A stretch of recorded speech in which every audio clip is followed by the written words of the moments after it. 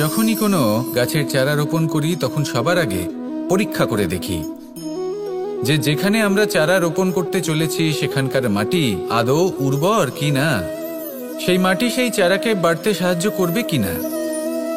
যখন একটা চারা রোপণের আগে আমরা এত কিছু ভাবতে পারি, তাহলে কাউকে বিশ্বাস করার আগে আমরা কেন ভাবি না?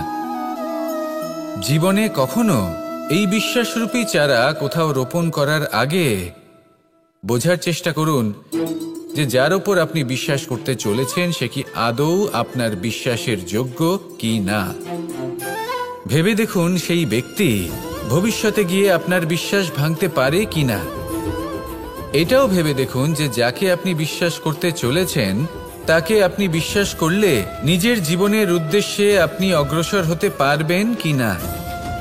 আর তার জন্য প্রয়োজন সঠিক সিদ্ধান্ত, পরখ করা, কোনটা উচিত কোনটা অনুচিত সেটা বোঝা। আর তাতে কিন্তু আপনি সন্দেহবাতিক হবেন না, তাতে আপনি আরো নিপুণ হয়ে উঠবেন। তাই যদি আপনি নিপুণ হয়ে উঠতে চান তাহলে বোঝার চেষ্টা করুন, পরখ করে দেখুন, কোনটা উচিত কোনটা অনুচিত বুঝুন। আর বিশ্বাস তখনই করুন যখন আপনি 100% নিশ্চিত হবেন যে সে বিশ্বাসের যোগ্য। আসুন আমার সাথে ভালোবেসে বলুন, রাধা রাধা। রাধা কখনো কখনো আমার জন্য বড়ই সুগন্ধি আতর নিয়ে আসে, পারিজাত ফুলের মালা নিয়ে আসে আমার প্রসাধন করবে বলে, এবং আমার সব থেকে বেশি প্রিয় মাখন নিজে হাতে বানিয়ে আনে আমাকে নিজে হাতে খাইয়ে দেবে বলে, সবকিছু আমাকে প্রসন্ন করবে বলে। কিন্তু আপনি কখনো ভেবেছেন যে এই আতর কিভাবে বানানো হয়?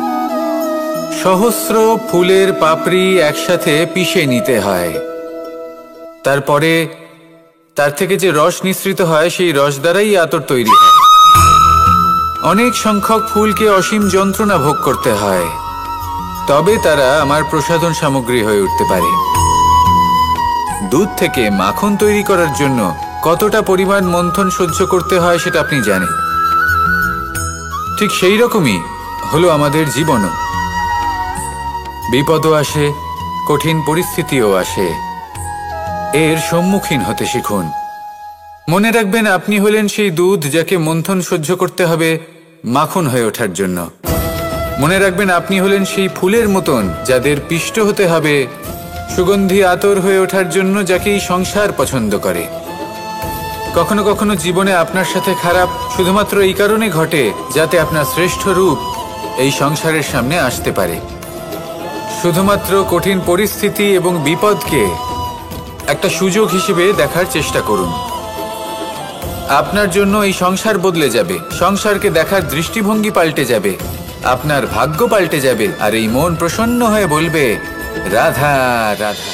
পাশা নামক এই খেলাটি আপনারা নিশ্চয়ই খেলেছেন, না খেলে থাকলে দেখেছেন, আর যদি দেখেও না থাকেন তাহলে নিশ্চিত রূপে শুনেছেন। মহাভারতের এই মহাযুদ্ধ কোথাও না কোথাও এই পাশা নামক খেলার কারণে হয়েছিল। পাশার এই বিচিত্র খেলা, দান, এইসবের কারণে কেউ নিজের মাথায় রাজ মুকুট পরিধান করেছিলেন, আবার সেখানেই পরাজিত হওয়ার জন্য কাউকে বনবাসও ভোগ করতে হয়েছিল। কিন্তু এই খেলা সমাপ্ত হওয়ার পরে সমস্ত ঘুঁটি আর এই পাশার ছক একই পুটলিতে স্থান পেল। এটাই হলো আমাদের জীবন। এই সংসারে আমরা জয় পরাজয়ের বিষয়ে এতটাই ভাবি, এত চিন্তা করি যে এই জীবনের খেলার আনন্দটাই উপভোগ করতে পারি না। আর অবশেষে কি হয়? কেউ জয়ী হন, কেউ পরাজিত হন, কিন্তু দুজনেই একই স্থানে পৌঁছে যান। প্রত্যেক ব্যক্তি মৃত্যুর পরে একটি নির্দিষ্ট স্থানেই পৌঁছতে বাধ্য, কিন্তু ততক্ষণ এই জীবন, এই খেলা, তার আনন্দ উপভোগ করুন।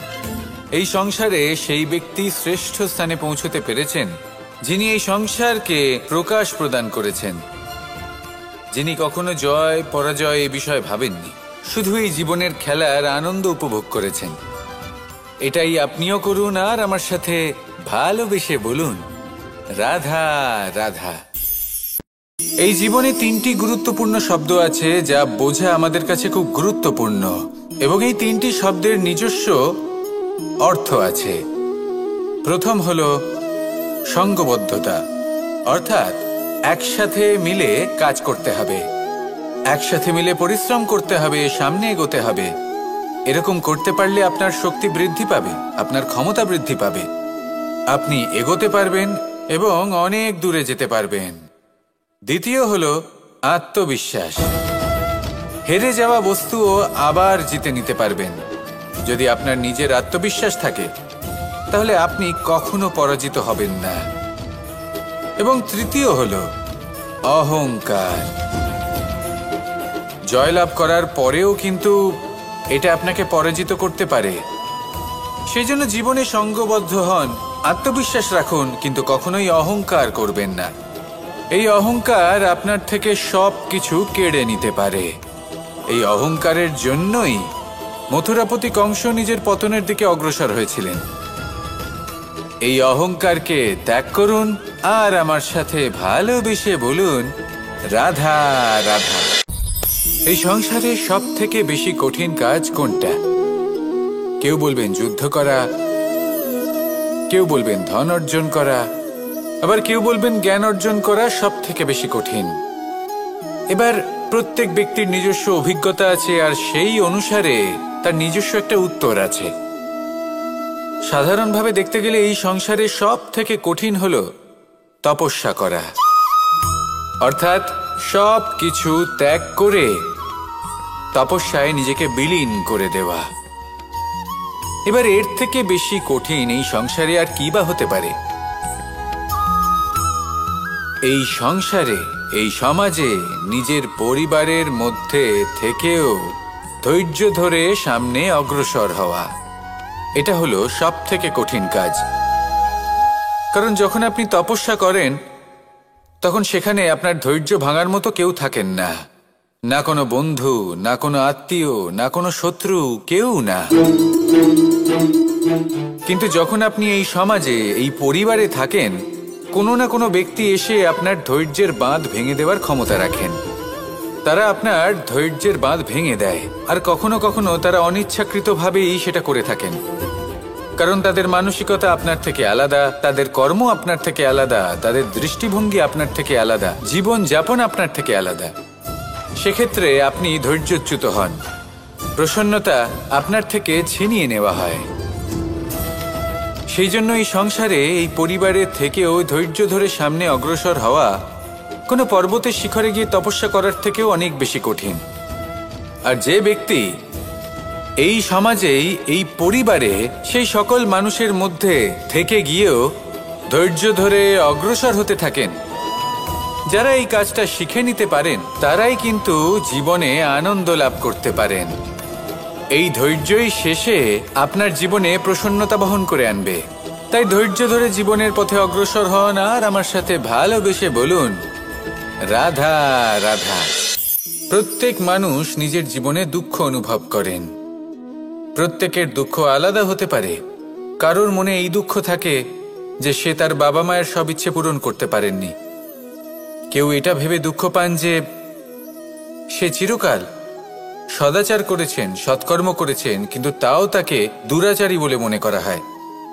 কেউ এটা ভেবেও দুঃখ পান যে তার সামনে যে ব্যক্তি রয়েছেন তার চোখে তিনি শত্রু হয়ে উঠেছেন বা দুষ্ট হয়ে উঠেছেন, যেখানে তিনি হয়তো কোনো অনুচিত কাজই করেননি। এবার এই সমস্ত বিষয় নিয়ে ভেবে নিজের ব্যক্তিত্ব নিয়ে সন্দেহ প্রকাশ করবেন না। যদি নিজের ব্যক্তিত্ব নিয়ে কোনো সন্দেহ থেকে থাকে তাহলে কর্ম সংক্রান্ত প্রশ্ন করুন যে আপনি যা করেছেন তাতে কি উচিত ছিল, কি অনুচিত ছিল। যেটা প্রয়োজন সেটা এটা বোঝার যে আপনার অন্তর্মন, আপনার বিবেক আপনাকে কি বলছে, আর আপনার অন্তর্মন আর আপনার বিবেক আপনাকে যেটা করতে বলবে শুধু সেটাই করুন। আর তারপরে এই সংসার কি বলবে, কি ভাববে সেসব নিয়ে ভাবতে যাবেন না। কারণ এই সংসার তো ঈশ্বরকেও প্রশ্ন করে থাকে, ঈশ্বরকেও দোষী মনে করে। কখনো কখনো যখন কোনো ঘটনা মানুষের ইচ্ছা অনুযায়ী ঘটে না, তখন মানুষ এটা বলে যে হে ঈশ্বর, আপনি আমার পাশে থাকলেন না, আপনি বড়ই কঠোর, এটা আপনার দোষ। যেখানে বেশিরভাগ সময় হয়তো সে নিজেই নিজের কর্মফল ভোগ করছে। আর কখনো কখনো ঈশ্বর হয়তো তার জন্য আরো ভালো কোনো পরিকল্পনা করে রেখেছেন, কিন্তু মানুষ সেটা বুঝতে পারে না। তাই দিনের শেষে যেটা প্রয়োজন সেটা হলো নিজের মনের কথা বুঝতে হবে। আপনার বিবেক কি বলছে শুধু সেটাই করুন আর সামনে এগোতে থাকুন। আমার সাথে ভালোবেসে বলুন, রাধা রাধা। পরিবর্তন, এটা হলো সৃষ্টির অমূল্য নিয়ম। এই সংসারে সবকিছু সময়ান্তরে পরিবর্তিত হয়, এই সময়ও পরিবর্তিত হয়। পরিবর্তন চিরকাল হয়ে এসেছে আর চিরকাল হতে থাকবে, কিন্তু এবার আমরা সেই পরিবর্তন কিভাবে লাভ করব যেটা আমাদের প্রয়োজন, যেটা আমরা চাই। আমরা জীবনে বিকাশ চাই। এই বিকাশ কিভাবে লাভ করতে পারি? এই প্রকৃতি কিন্তু আমাদের অত্যন্ত উত্তম উদাহরণ দিয়ে বুঝিয়েছে। একটি বিন্দুর উদাহরণ দিয়েছে যা ভবিষ্যতে একটা বিশাল নদীর আকার ধারণ করে। এটা কিভাবে হয়? মেঘ থেকে একটি বিন্দু ঝরে পড়ে সেই পর্বতের ওপর যেখানে হিম আছে। সেই হিমের সংস্পর্শে আসা মাত্র সেই বিন্দুর সাথে আরো বেশ কিছু বিন্দু যুক্ত হয়। তারপর তারা অগ্রসর হয়, আরো কিছু বিন্দু যুক্ত হয়, আস্তে আস্তে একটা ক্ষীণ ধারার রূপ ধারণ করে এবং সেটাই ভবিষ্যতে আরো এগোতে থাকে। অনেকটা যাওয়ার পর যখন অনেক সংখ্যক বিন্দু একসাথে যুক্ত হয় তখন সেটা বিশাল নদীর আকার ধারণ করে। এবার আমরা মানুষ বলে আমাদের সাথে এই নিয়মের অন্যথা হয় তা নয়। আমরাও এই প্রকৃতির অংশ, আমাদের ক্ষেত্রেও একই নিয়ম প্রযোজ্য। যখন পরিশ্রম করে অনেক সংখ্যক বিন্দু আমরা একত্রিত করব তখনই পরিবর্তনের নদী প্রবাহিত হবে। প্রয়োজন হলো নিরন্তর পরিশ্রম করা এবং ধৈর্য ধরা। এটা করতে থাকুন, জীবনে সব কিছু লাভ করতে পারবেন, কারণ প্রকৃতি আমাদের এটাই শিখিয়েছে। আর আমরা এই ব্রহ্মরই একটি অংশ, যার দ্বারা এই ব্রহ্মাণ্ড নির্মিত। আসুন আমার সাথে ভালোবেসে বলুন, রাধা রাধা। কখনো এই প্রকৃতির দিকে তাকিয়ে থাকবেন। এই প্রকৃতি অনেক ধরনের শিক্ষা দেয়। কোনো একটা গাছকে দেখুন কিভাবে সে মাটি থেকে জল শুষে নেয়। সে ঝড় হোক বা হোক কড়া রোদ সব সহ্য করে এবং অবশেষে সে ফল ধারণ করে। আর সেই ফল উৎপন্ন করার পরে সে ফল কিন্তু সে নিজে গ্রহণ করে না, এই সংসারকে প্রদান করে, যাতে পশু পাখি মানুষ তারা এই ফল গ্রহণ করে শক্তিশালী হয়ে উঠতে পারে, সুস্থ থাকতে পারে। সেভাবেই নদী, সরোবর এরা নিজেরাও কিন্তু নিজেদের জল গ্রহণ করে না, মাটিকে প্রদান করে, পশু পাখিকে প্রদান করে। সূর্য নিজেও নিজের জন্য প্রজ্বলিত হয় না, সে প্রকাশ ছড়িয়ে দিতে চায় আমাদের সবার কাছে, সে আলো পৌঁছে দিতে চায়। এই প্রত্যেকের কর্মে পরমার্থ নিহিত আছে, আর সেই জন্যই এদের সকলকে পুজো করা হয়। তাই মনে রাখবেন, আপনার কাছে জীবন যাপনের অতিরিক্ত যা কিছুই আছে তা পরমার্থের জন্য। তাহলে তার সদ্ব্যবহার করুন আর আমার সাথে ভালোবেসে বলুন, রাধা রাধা। আমরা প্রত্যেকেই অবশ্যই এমন সময় দেখেছি যখন অনেকগুলো সমস্যা একসাথে আমাদের জীবনে এসে পড়ে। সমস্যা আমাদের প্রত্যেকের জীবনেই থাকে। আমরা তার সমাধান খুঁজতে চেষ্টা করি, কখনো সমাধান খুঁজে পাই, আবার কখনো যতই চেষ্টা করি না কেন কোনো সমাধান খুঁজেই পাই না। আর যখন এটা হয় তখন মানুষ অত্যন্ত বিচলিত হয়ে পড়েন। নিজের আত্মীয় স্বজন, নিজের বন্ধু বা সংসার এদের ওপরে এই দোষ চাপিয়ে দেন যে এদের জন্যই এই সমস্যা এসেছে। এবার যদি আমি আপনাকে কোনো পরামর্শ দিই তাহলে এটাই বলবো যে দৃষ্টিভঙ্গি পাল্টে দেখুন। এই দৃষ্টিভঙ্গি দিয়ে দেখুন যে এই সংসারে যে সমস্যায় আসুক না কেন তার জন্য কেউ দোষী নয়, না আপনি না অন্য কেউ। এই পুরো খেলাটাই আপনার মানসিকতা, আপনার দৃষ্টিভঙ্গির, আপনার মনের। কিভাবে বোঝাচ্ছি? যখন আমাদের মন শক্ত থাকে তখন কঠিন থেকে কঠিনতর পরিস্থিতিও আমাদের জীবনে খুব বেশি হলে প্রতিস্পর্ধা হয়ে থেকে যায়। সেখানে যদি আমাদের মন দুর্বল থাকে, তখন অল্প কঠিন পরিস্থিতিও আমাদের কাছে খুব বড় সমস্যা হয়ে যায়, তাই না? একটা শক্ত মন কঠিন পরিস্থিতিকে প্রতিস্পর্ধা হিসেবে দেখে আর তার মধ্যেও একটা সুযোগ খুঁজে নেয়। আমাদের শুধু এটাই করতে হবে। এই সংসারে অন্য কাউকে দোষী মনে করলে আপনার সমস্যা দূর হয়ে যাবে না। সেই জন্য এই সংসারকে দোষ দেওয়ার বদলে এই সমস্যার মূলে চলে যান, সেটাকে বুঝুন, নিজের এই মনকে শক্ত করে তুলুন। যদি আপনার মন শক্তিশালী হয়, তাহলে এই সংসারে অনেক বড় বড় কঠিন থেকে কঠিনতর পরিস্থিতিও যদি আসে, আপনার জীবনে যতই বড় বড় সমস্যা আসুক না কেন, আপনার লক্ষ্য লাভে বাধা দিতে পারবে না। আসুন আমার সাথে ভালোবেসে বলুন, রাধা রাধা। আমরা সবাই পাথর দেখেছি, পর্বতও দেখেছি, শুকনো পাতাও দেখেছি, শ্যামল বনানীও দেখেছি। কখনো ভেবেছেন পাথরের অস্তিত্ব কিন্তু ততক্ষণ পর্যন্ত যতক্ষণ সে পর্বতের গায়ে আটকে থাকে।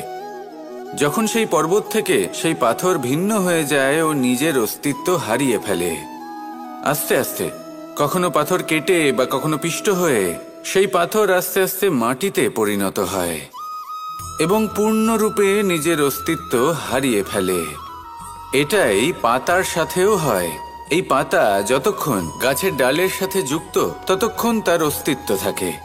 যখনই ডাল থেকে বিচ্ছিন্ন হয়, সেও নিজের অস্তিত্ব হারিয়ে ফেলে। আর এটাই আমাদের সাথেও হয়। যতক্ষণ আমরা নিজেদের আপনজনের সাথে যুক্ত থাকি, আমাদের অস্তিত্ব বজায় থাকে। যখন আপনজনদের সাথে সম্পর্ক ছিন্ন করি, তখন আমরাও আমাদের অস্তিত্ব হারিয়ে ফেলি।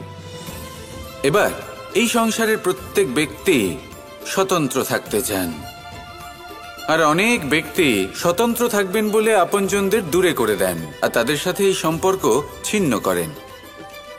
এটা কি সত্যি প্রয়োজন? আপনজনদের সাথে সম্পর্ক ছিন্ন করে নিজের অস্তিত্ব হারিয়ে ফেলা প্রয়োজনীয়, নাকি আপনজনদের সাথে সম্পর্ক বজায় রেখে নিজেদের স্বতন্ত্র করে রাখা সেটা আবশ্যক? নির্বাচন আপনারই। আসুন আমার সাথে ভালোবেসে বলুন, রাধা রাধা। আপনি কি কখনো নৌকা যাত্রা করেছেন? করে না থাকলেও নিশ্চয়ই দেখেছেন যে এই জল যা নিজের অন্তরে সব কিছু সমাহিত করে নিতে পারে, এই নৌকা সেই জলের ওপরেই ভেসে থাকে। নদীর স্রোত কাটিয়ে সে সামনে অগ্রসর হয়। কিন্তু যদি এই নৌকায় কোনো ছিদ্র হয়, তাহলে কিন্তু সেই নৌকা ডুবে যাবে। আর এতে কোনো তফাৎ হবে না যে সেই ছিদ্র ছোট নাকি বড়, নৌকা ডুবে যাবে। এই ছিদ্র হলো আমাদের জীবনে আমাদের অপগুণ, আমাদের দোষ, আমাদের বিকার। কখনো এটা ভাববেন না যে এই দোষ খুবই ছোট, এতে কিছুই যাবে আসবে না। না, সেই ছোট দোষ, সেই ছোট বিকার যদি সেটাকে শুধরে না নেন, তাহলে সেটা আপনাকে আপনার পতনের দিকে নিয়ে যাবে। শেষ পর্যন্ত এটা আপনার ওপর নির্ভরশীল যে আপনি কি চান। আপনার জীবনের এই নৌকা এভাবেই ডুবে যেতে দেখবেন, নাকি নিজেকে শুধরে নিয়ে সেই নৌকার সেই ছিদ্রটাকে ভরিয়ে তুলতে চাইবেন? নির্বাচন আপনার। আসুন আমার সাথে ভালোবেসে বলুন, রাধা রাধা। জল, জলই পৃথিবীতে বেঁচে থাকার জন্য আবশ্যক তো বটেই, কিন্তু এই জল আমাদের একটা অত্যন্ত গুরুত্বপূর্ণ শিক্ষা প্রদান করে। কখনো এই জলকে দেখেছেন? যে পরিস্থিতিতেই এই জল প্রবাহিত হোক না কেন, এর উপর যা কিছুই প্রভাব থাকুক না কেন, এর পথে যতই বাধা আসুক না কেন, তার মধ্যে থেকে ও নিজের পথ ঠিক বের করে নেয়, কিন্তু নিজের প্রবাহ থামতে দেয় না, ক্রমাগত অগ্রসর হতে থাকে। সেরকমই একটা শিক্ষা যেটা আমরা জল থেকে পেয়ে থাকি, তা হলো এটা: আমরা যখন জলের দিকে তাকাই, তখন আমরা নিজের প্রতিবিম্ব দেখি, স্পষ্টভাবে দেখতে পাই। কিন্তু তখনই দেখতে পাই যখন এই জল শান্ত থাকে, স্থির থাকে। যদি এই জল অশান্ত হয়ে থাকে, স্থির না হয়, তাহলে আমরা এতে নিজের প্রতিবিম্ব দেখতে পাই না। এটাই আমাদের মনের সাথেও হয়ে থাকে।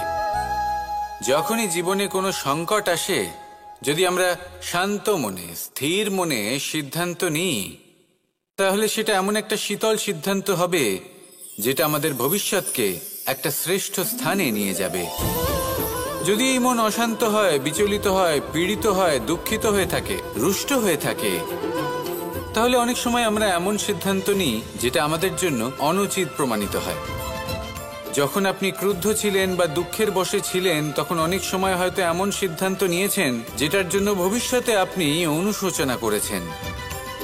এবার দেখুন, এই আবেগগুলো থেকে আমরা পালাতে পারবো না, কিন্তু এই আবেগগুলো আপনার উপর কতটা প্রভাব ফেলবে সেটা আমরা অবশ্যই ঠিক করতে পারি। এই মনকে আমরা নিয়ন্ত্রণ করতে পারি। এটাই করুন, চিন্তা করুন, এই মনকে শান্ত রাখুন, স্থির হতে চেষ্টা করুন, আর তারপরে সিদ্ধান্ত নিন। আসুন আমার সাথে ভালোবেসে বলুন, রাধা রাধা। এই সংসারে ভৌতিক বস্তুরও নিয়তি আছে। যারাই এই সংসারে আসে বা উৎপন্ন হয়, তারা কিছুমাত্র সময় পর্যন্তই এখানে থাকতে পারে, আর তারপরে সেও লুপ্ত হয়ে যায়, অর্থাৎ সে নিজেও এই পঞ্চমহাভূতে সমাহিত হয়ে যায়।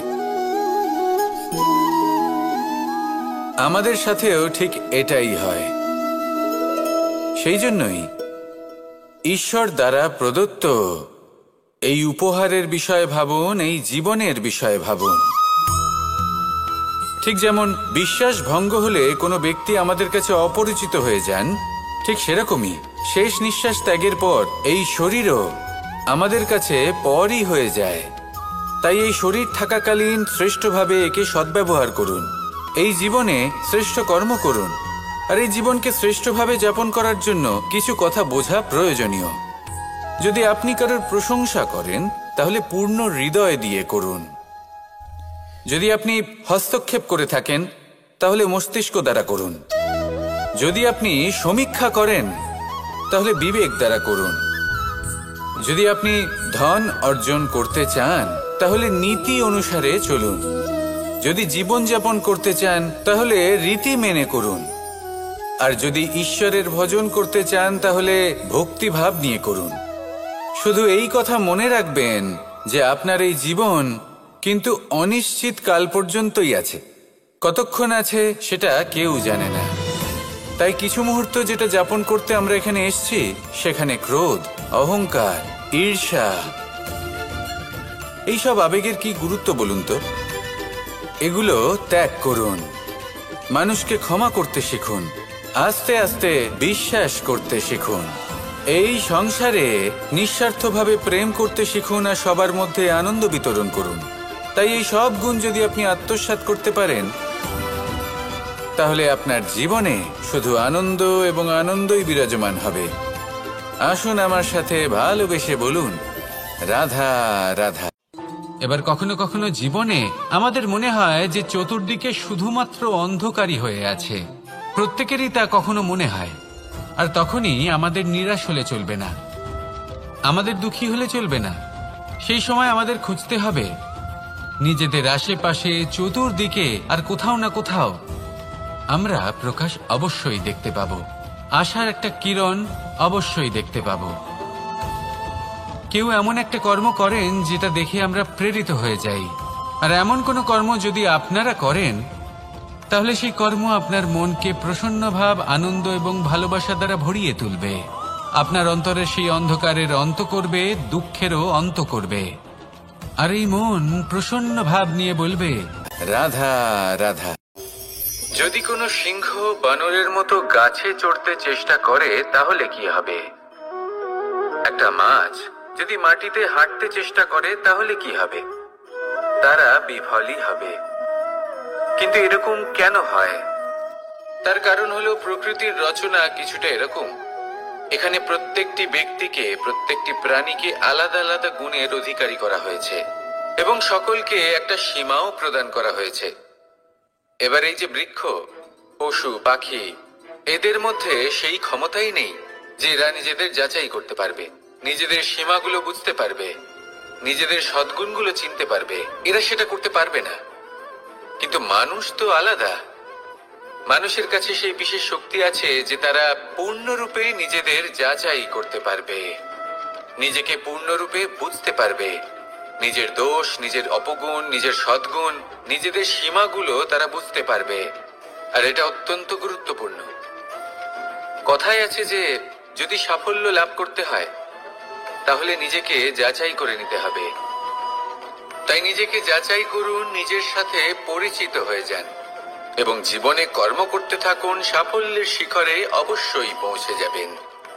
আর ওখানে যদি যান তাহলে এই মন প্রসন্ন হয়ে অবশ্যই বলবে, রাধা রাধা। বনের মধ্যে যদি আপনি কোনো বিষাক্ত সাপ দেখেন তাহলে কি করবেন? আপনি তখনই তার থেকে দূরে পালাতে চেষ্টা করবেন। আর এটা কেন করবেন? নিজের রক্ষার্থে। এই কথা আমি নয় মেনে নিলাম, কিন্তু নিজের জীবনে এটা করেন না কেন? আপনি যেখানেই যান, যে স্থানেই যান না কেন, প্রত্যেক সময়, প্রত্যেক মুহূর্তে এমন বিষাক্ত সাপ আপনি অবশ্যই খুঁজে পাবেন। আর সেই সাপ নয় যাদের আপনি বনে খুঁজে পাবেন, এরা হলো সেই সাপ যা আপনাকে পাপ করতে বাধ্য করবে। আপনার অন্তরের বাসনা, ক্রোধ, অহংকার, লোভ, ঈর্ষা এদের বৃদ্ধি ঘটাবে। দেখুন, বনের এই সাপ আপনাকে একবার ছেড়ে দিতেও পারে, ছোবল নাও মারতে পারে, কিন্তু এই যে পাপরূপী সাপ আছে তা অবশ্যই ছোবল মারবে। কর্ম যদি করেন তাহলে অবশ্যই ফল পাবেন। সেই জন্য যখনই কোথাও যাবেন, যদি এমন কাউকে দেখেন, যদি এমন কিছু দেখেন যে আপনাকে পাপ করতে বাধ্য করছে, তাহলে সেই মুহূর্তে সেখান থেকে পালিয়ে যান। যেমন বনের সাপ দেখে আপনি পালাতে থাকেন। সৎকর্মের রক্ষা অত্যন্ত আবশ্যক। আসুন আর আমার সাথে ভালোবেসে বলুন, রাধা রাধা। মনুষ্য জীবনের সব থেকে বেশি গুরুত্বপূর্ণ বিষয় হল মনের একাগ্রতা।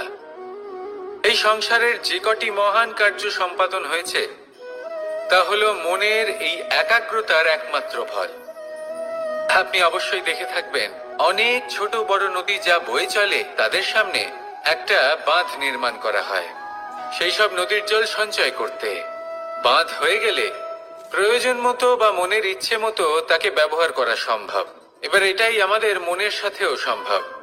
আমাদের মনের একাগ্রতা আজকের দিনে দাঁড়িয়ে বিভিন্ন ধরনের বিকার, ক্রীড়া এবং ভোগের মধ্যে ভাগ হয়ে গেছে। একে একত্রিত করতে হবে, একটা বাঁধ নির্মাণ করতে হবে। শুধু এটাই করতে হবে, যেটা উচিত কর্ম সেটাই করুন, যেটা অনুচিত কর্ম সেটা করা থেকে নিজেকে বিরত রাখুন। এটাই করতে হবে, যেটা উচিত কর্ম সেটাই করুন, যেটা অনুচিত কর্ম সেটা করা থেকে নিজেকে বিরত রাখুন। ব্যাস, এই কাজটাই আপনি করতে থাকুন, করতে থাকুন। মনের মধ্যে একাগ্রতার বাঁধ নির্মাণ করুন। আর একবার যদি তা নির্মাণ হয়ে যায় তাহলে যখন চাইবেন, যেখানে চাইবেন, যতটা চাইবেন একাগ্রতা প্রয়োগ করতে পারবেন। আর একবার যদি আপনি এটা শিখে যান তাহলে এই সংসারকে বদলে ফেলার মতো কাজ আপনি করতে পারবেন, সমাজকে শুধরাবার মতো কাজ করতে পারবেন। তাহলে এই মনকে একাগ্র করুন আর আমার সাথে ভালোবেসে বলুন, রাধা রাধা। আমরা সবাই ফল খাই, কিন্তু আমাদের সেই ফলই প্রিয় হয় যে পরিপক্ক হয়ে ওঠে, যেটা নম্র হয়, আর যে ফল অনেক বেশি মিষ্টি আর সুস্বাদু হয়ে থাকে, যাদের রঙে বাহার দেখা যায়। সেইভাবে জীবনে আমরা নানান মানুষের সাথে পরিচিত হই, কিন্তু সেই মানুষই আমাদের মন ছুঁয়ে যায় যারা বিনম্র স্বভাবের, যাদের বাণী খুব মধুর, যাদের অন্তরে আত্মবিশ্বাসের একটা তেজ, একটা রং দেখা যায়। এবার এমন ব্যক্তি আমরা কি করে হব? ঠিক সেইভাবেই যেমন একটা ফল রোদ, বর্ষা, শীত, বায়ু এই সকল সংকটময় পরিস্থিতির সম্মুখীন হয়ে পরিপক্ক হয়ে ওঠে, সেইভাবেই মানুষ সংকটময় পরিস্থিতির সম্মুখীন হয়ে পরিপক্ক হয়ে ওঠেন। যদি এই সংকটের সম্মুখীন হন তাহলে অভিজ্ঞ হবেন, আর এই অভিজ্ঞতাই শিক্ষা দিয়ে যাবে। এই অভিজ্ঞতা আমাদের শিখিয়ে দেয় যে আমাদের বিনম্র থাকতে হবে। অহংকার করে কোনো লাভ নেই। মধুর বাণীর যে কি মূল্য তা আমরা শিখতে পারি। এই অভিজ্ঞতাই আমাদের বুঝিয়ে দেয় যে উচিত অনুচিত কোনটা, আমাদের দৃষ্টিভঙ্গি তৈরি করে, আর এই দৃষ্টিভঙ্গি দ্বারা আত্মবিশ্বাস জাগ্রত হয়। সেই জন্য জীবনে কখনো বিপদ থেকে দূরে পালাবেন না, সেগুলোর সম্মুখীন হন, অভিজ্ঞতা লাভ করুন, তার থেকে শিক্ষা লাভ করুন, এইভাবেই পরিপক্ক হবেন। আসুন আমার সাথে ভালোবেসে বলুন, রাধা রাধা।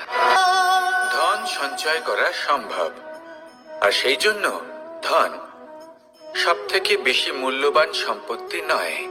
এবার আপনি বলবেন, এ আমি কি বলছি? এই ধন খুব মূল্যবান, আমরা সকলে অর্জন করতে ব্যস্ত। সেটা এই কারণে, কারণ আপনারা জানেন না এই সংসারের সব থেকে বেশি মূল্যবান সম্পত্তি কি। এ হলো সেই সম্পত্তি যা কখনো সঞ্চয় করা সম্ভব নয়। আপনার কাছে যতই ধন থাকুক, তা দিয়ে আপনি স্বাস্থ্য লাভ করতে পারেন, বাড়ি কিনতে পারেন, আদি ইত্যাদি, কিন্তু আপনি যতই ধনী হন না কেন, ফেলে আসা দিনের একটা মুহূর্ত আপনি লাভ করতে পারবেন না। এই একটা মুহূর্ত, এই সময়, এটাই হলো সংসারের সব থেকে মূল্যবান সম্পত্তি। একবার চলে গেলে তা কখনোই ফিরে আসে না। আর এই মুহূর্ত যতই চলে যাক না কেন, আমরা স্মৃতির মাধ্যমে সেগুলি যাপন করতে পারি, তার আনন্দ উপভোগ করতে পারি। আর যার সাথে আমরা সময় অতিবাহিত করেছি, তার স্মৃতিতে আমরা চিরকাল জীবিত থাকতে পারি। সেই জন্য সময় সব থেকে মূল্যবান সম্পত্তি, তাকে এইভাবে নষ্ট করবেন না। প্রত্যেকটা মুহূর্ত উপভোগ করুন, আনন্দ করুন, আর ভালোবেসে বলুন, রাধা রাধা। কনক, কি সুন্দর একটা শব্দ। এর অনেকগুলো রূপ রয়েছে, অনেকগুলো অর্থও রয়েছে। প্রথম অর্থ হলো স্বর্ণ, অর্থাৎ সম্পত্তি। দ্বিতীয় অর্থ ধুতুরা, অর্থাৎ গাছের ছোট একটা বীজ, যা কিনা অত্যন্ত শক্তিশালী হয়। যদি বেশি মাত্রায় এর প্রয়োগ করা হয়, তাহলে এটা বিষময় হয়ে উঠতে পারে। এই হলো সেই ধুতুরা, যার প্রয়োগ মহাদেবের পুজোতে করা হয়।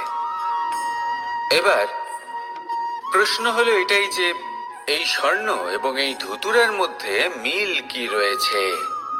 মিল হলো এটাই যে, এই দুটোই মানুষকে মত্ত করে তোলে।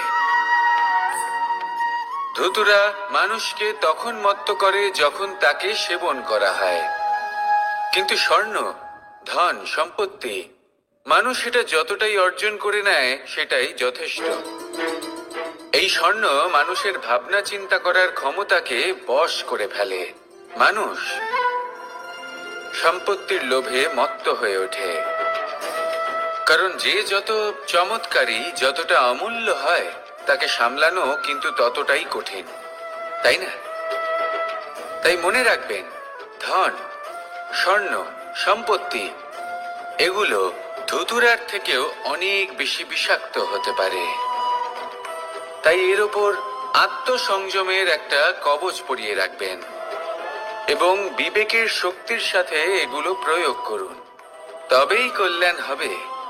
আসুন আমার সাথে ভালোবেসে বলুন, রাধা রাধা। রোগ যদি এসে থাকে, তাহলে তার ওষুধও অবশ্যই আসে। সমস্যা যদি আসে, তাহলে সেই সমস্যার সমাধানও নিজে থেকেই আমাদের কাছে চলেই আসে। এই সংসার, এই জীবনের শুধুমাত্র একটাই নিয়ম আছে, আর তা হলো এটাই, এই সংসার হলো একটা চক্রের মতো। এতে শাশ্বত বলে কিছু নেই, নিত্য বলে কিছু নেই, আর যা কিছুই রয়েছে সব বদলাতে চলেছে। যদি আপনার জীবনে দুঃখ থাকে, সমস্যা থাকে, যদি আপনি বিপদ দ্বারা আচ্ছন্ন, তাহলে মনে রাখবেন, সবকিছু বদলে যেতে চলেছে। দুঃখের সময় কাঁদবেন না, মনকে আরো দুঃখী করে তুলবেন না, কারণ এখানে যা কিছুই এসেছে তা যাওয়ার জন্যই এসেছে। তাহলে এত চিন্তা কিসের? আনন্দ সহকারে জীবন যাপন করুন, আর আমার সাথে ভালোবেসে বলুন, রাধা রাধা। মানুষের জীবনে তিনটি গুণ অত্যন্ত প্রয়োজনীয়: শ্রদ্ধা, বিনম্রতা, যোগ্যতা। যদি জ্ঞান লাভ করতে চান, তাহলে শ্রদ্ধার প্রয়োজন। যদি মান লাভ করতে চান, তাহলে স্বভাবে বিনম্র হওয়া প্রয়োজন। আর যদি মনোবাঞ্ছিত স্থান লাভ করতে চান, তাহলে যোগ্যতার প্রয়োজন। বিষয়টা সহজ। শ্রদ্ধা আপনাকে জ্ঞান দেবে, নম্রতা আপনাকে মান, আর যোগ্যতা উচিত স্থান দেবে। কিন্তু যদি আপনি এই তিনটি গুণ সম্মিলিত করেন তাহলে এমন কিছু লাভ করবেন যা এই সব কিছুর থেকে অনেক ঊর্ধ্বে। সম্মান। আর এ হলো সেই সম্মান যা প্রত্যেক মানুষের নিজের জীবনে লাভ করতে চেষ্টা করা উচিত, কারণ এই হলো সেই সম্মান যার কারণে আপনি চলে যাওয়ার পরেও এই সংসার আপনাকে ভালোবাসবে আর মনে রাখবে। আসুন আমার সাথে ভালোবেসে বলুন, রাধা রাধা। জীবনে গতি অত্যন্ত গুরুত্বপূর্ণ, মতিও হলো গুরুত্বপূর্ণ, এবং তার থেকেও বেশি গুরুত্বপূর্ণ হলো সঙ্গতি। একটা জলের ফোঁটা, তার মধ্যে গতি থাকে, প্রকৃতির মধ্যে তা লাভ করার ইচ্ছে নিহিত থাকে, কিন্তু এই যে সঙ্গতি তা নির্ধারিত করে যে এই জলের ফোঁটা ঝিনুকের মুখে পড়ে মুক্ততে পরিণত হবে নাকি বিষাক্ত সাপের মুখে পড়ে বিষে পরিণত হবে। এবার দেখুন, এই জঞ্জাল স্বর্ণকারের দোকানের সামনেও থাকে এবং জঞ্জাল একজন ব্যবসাদারের দোকানেও থাকে, কিন্তু জঞ্জাল যা স্বর্ণকারের দোকানে থাকে তা ব্যবসাদারের দোকানের জঞ্জালের থেকে অনেক বেশি মূল্যবান, কারণ তার মধ্যে সোনার কণার সঙ্গতি থাকে। সেই জন্য জীবনে সঙ্গতির উপর বিশেষ গুরুত্ব দেবেন। যেমন সঙ্গতি তেমনই আপনি হবেন। আসুন আমার সাথে ভালোবেসে বলুন, রাধা রাধা। প্রত্যেক প্রাণী ভালোভাবে জীবন যাপন করতে চান, এটা তাদের স্বভাবে আছে এবং ভাবাটা অনুচিত নয়। কিন্তু একটা ভালো জীবনের গুরুত্বপূর্ণ অংশ কোনটা? বসবাসের স্থান, সেই স্থান যেখানে আমরা জীবন অতিবাহিত করি। এবার মানুষ ভাবতে পারেন যে একটা ভালো বাসস্থানের অর্থ কি? সেই স্থান যেখানে সহজে জল পাওয়া যায়, যেখানে শুদ্ধ বায়ু পাওয়া যায়, যেখানে আনাজ উৎপন্ন হয়। এটা জীবনযাপনের জন্য পর্যাপ্ত বটে, কিন্তু ভালো জীবনযাপনের জন্য আরো একটা কথা আপনাকে বুঝতে হবে। সাধু, জ্ঞানী, পণ্ডিত ব্যক্তি, এই সকল মহাপুরুষ, এনাদের যে বাসস্থান তা অত্যন্ত বিশেষ হয়। এখানে এক ধরনের বিশেষ ইতিবাচক শক্তি থাকে, এমন একটা স্থান যেখানে দেবতারাও বিচরণ করেন। জীবন আমরা সবাই যাপন করি, কিন্তু জীবনের উদ্দেশ্য শুধুমাত্র জীবন যাপন করা নয়। জীবনের উদ্দেশ্য হলো মুক্তি লাভ করা। আর এই সকল সাধু, জ্ঞানী, পণ্ডিত ব্যক্তি, এই সকল মহাপুরুষ আপনাকে মুক্তির পথে নিয়ে যেতে পারেন, কারণ এরা হলেন সেই মহাপুরুষ যারা নিজেদের অন্তরের বিকার, অহংকার, ক্রোধ, বিদ্বেষ, এই সকল দোষগুলিকে ত্যাগ করেছেন, এদের উপর বিজয় লাভ করেছেন। এমনই একজন ব্যক্তি আপনাকে মুক্তির পথে নিয়ে যেতে পারে। প্রয়োজন হলো শুধুই এনাদের চিনতে পারা, এদের কথা বুঝতে পারা এবং এদের দেখানো পথে চলা। যদি আপনি এটা করতে পারেন তাহলে এই মন প্রফুল্ল হয়ে বলবে, রাধা রাধা।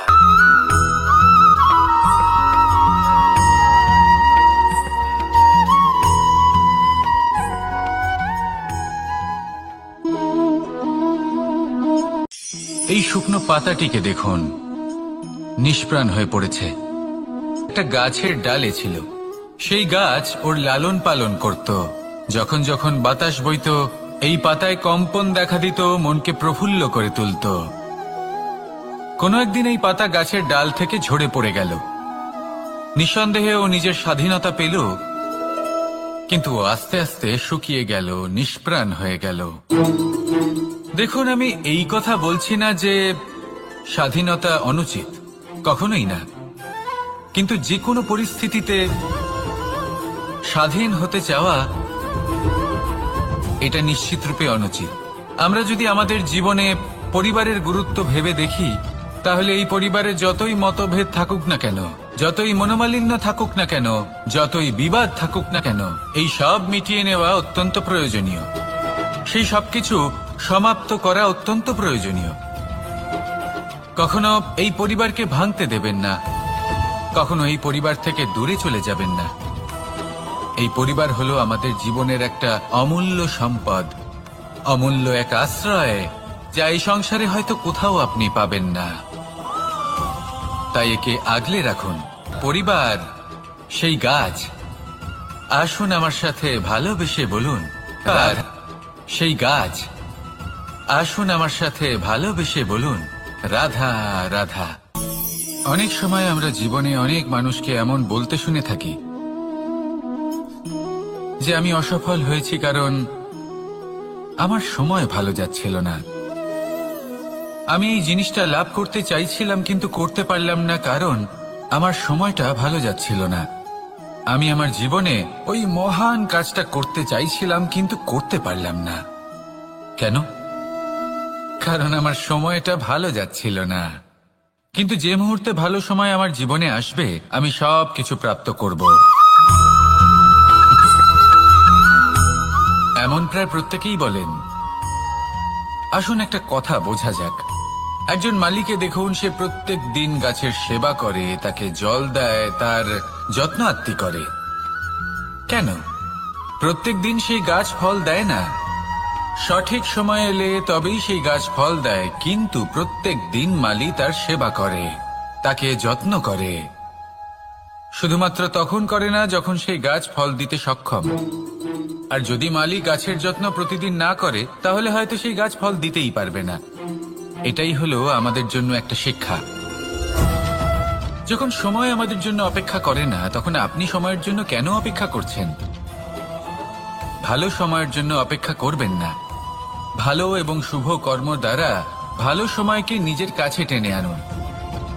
নিরন্তর কর্ম করুন, পরিশ্রম করতে থাকুন। শুভ সময় আপনা থেকেই আপনার কাছে আসবে। আসুন আমার সাথে ভালোবেসে বলুন, রাধা রাধা। একে বালি বলুন, মাটি বলুন বা ধুলো বলুন, এ দিয়ে কত কিছু করা সম্ভব। এ দিয়ে আপনি নিজের বাসস্থান নির্মাণ করতে পারেন, প্রাচীর গড়ে তুলতে পারেন, অট্টালিকা নির্মাণ করতে পারেন। কিন্তু যদি এই বালিকে আপনি মুষ্টিবদ্ধ করে রাখতে চান তাহলে তা হাত থেকে ফসকে যাবে। আপনি কখনোই একে মুষ্টিবদ্ধ করতে পারবেন না। এরকমই হয় আমাদের জীবন, আর এরকমই হয় সময়। এই মুষ্টিবদ্ধ করা বালির মতো। সময়কে আমরা বাধা দিতে পারবো না, আটকেও রাখতে পারবো না। এ হলো প্রবাহমান। জন্ম থেকে মৃত্যু পর্যন্ত এই যে সময়, তা খুবই সীমিত। আর এই সময় আমরা যেটাই করি তার দ্বারাই আমাদের মূল্য নির্ধারিত হয়। আর এই সংসার থেকে চলে যাওয়ার পরেও এই সংসার এই সব কর্মের জন্যই আমাদের মনে রাখে। তাই যদি আপনি এটা ভাবেন যে আজ যে কর্ম করার ছিল আমি না হয় কাল করে নেব, কাল আমার লক্ষ্যে পৌঁছানোর কথা ছিল আমি পরশু পৌঁছব, না, এই সময় খুব মূল্যবান, একে নষ্ট করবেন না। এই সময়কে সদ্ব্যবহার করুন, মহান হবার পথে অগ্রসর হন। একে যদি মুষ্টিবদ্ধ করে রাখার চেষ্টা করেন এই সময় থেমে থাকবে না। আসুন আমার সাথে ভালোবেসে বলুন, রাধা রাধা। আমাদের জীবনে অনেক ধরনের ব্যক্তি এসে থাকেন। কেউ কেউ আমাদের সাথে থেকে যান, কেউ আমাদের থেকে দূরে চলে যান। কেউ ভালো মানুষ হন, কেউ খারাপ মানুষ। কিন্তু আমরা সবসময় সেই সময়টাকে নিয়ে দুঃখ প্রকাশ করি যখন আমাদের জীবনে কোনো খারাপ ব্যক্তি প্রবেশ করেন। তারা আমাদের খারাপ অনুভূতি দেন, দুঃখ দেন, কষ্ট দেন। আমরা সবাই তাকে ভালো মন্দ কথা বলি। কিন্তু কেন? এমন বিভিন্ন ধরনের মানুষ, খারাপ মানুষ, ভালো মানুষ সবার জীবনেই আসেন এবং সকলকেই একটা অমূল্য শিক্ষা দান করে যান। এবার আপনি নিজেই ভেবে দেখুন, জীবনে যখন প্রথমবার আপনি আগুন স্পর্শ করেছিলেন তখন আপনি একটা শিক্ষা লাভ করেছিলেন যে আমাকে আগুনের থেকে একটু দূরে থাকতে হবে।